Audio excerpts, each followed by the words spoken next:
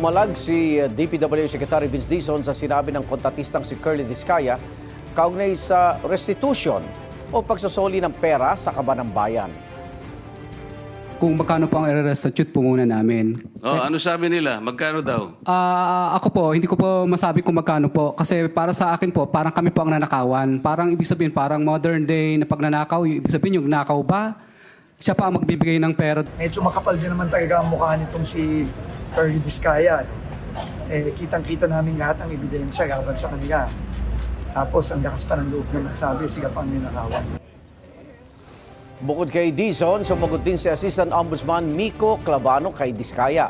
Sabi ni Clavano, hindi lang pera ng taong bayan ang nawala sa questionabling flood control projects, kundi pati kaligtasan ng mga Pilipino. Kaya mali at malaking kalokohan anya na tawaging pagnanakaw ang pagbabalik ng ninakaw. Taong bayan daw ang unang ninakawan, kaya ang pagsosoli ng pera ay hindi pangingikil kundi pananagutan. Dokumenta ang kampo ni Discaya ng tanungin tungkol sa mga pahayag ni Dizon at Clavano.